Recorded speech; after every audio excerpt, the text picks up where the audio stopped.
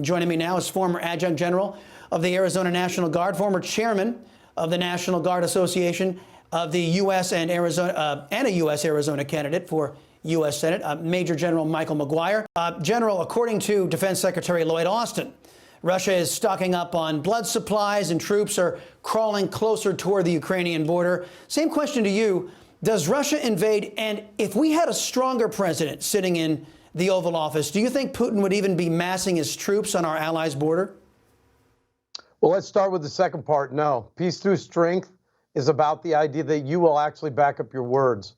After the debacle in Afghanistan, and Tony made the comment about misreading of intel, every one of us knew what was going to happen in Afghanistan with that tragic and unplanned and chaotic departure, the turning over of Bagram.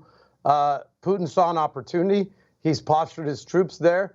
As an Air Force F-16 guy and a guy that's been in combat, I understand what we can do in cyber and air and space assets, but we're not going to put Americans on the ground in the defensive posture against Putin. And I think Putin doesn't want the war. I think Putin wants the puzzle pieces, as Tony mentioned, back of the Soviet Empire. And he's working these guys in a way that makes us look foolish. He makes them look foolish. Yep, he doesn't want war. He wants the spoils of war. General, you visited the border recently.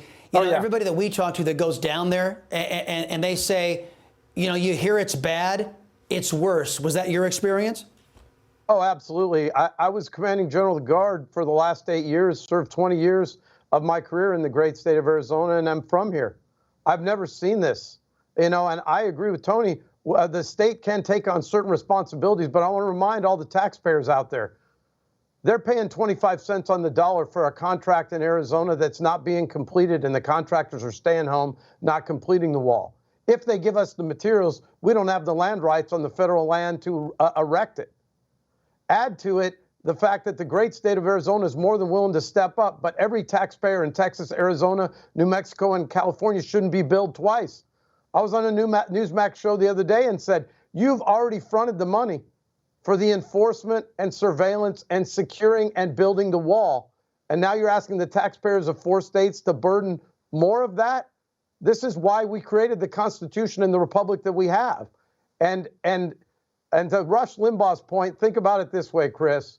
It is easier to traffic a 9-year-old girl into the sex trade in Yuma, Arizona right now than it is for the 3 of us to go get lunch in Los Angeles. So the radical left is neither serious about border security or public health. They're not serious about either. Yeah, we're going to lose 2 divisions worth of soldiers. I served in the Air Force, as I said. Tony served proudly in the Army. We're talking about what's happening in Ukraine, and we've positioned 8,500, a brigade combat team plus in Eastern Europe. God forbid any of them loses their lives or ends up in harm's way. And we're going to walk 25,000 service members out for not getting what is analogous to a flu shot. I never once discharged a single soldier airman as a commanding general for not getting a flu shot. Not one time, Chris. Well, you're a patriot, sir. That's probably why you didn't do that. Major General Michael McGuire and Lieutenant Colonel Tony Shaffer. Gentlemen, thanks for the service, and thanks for the time as always.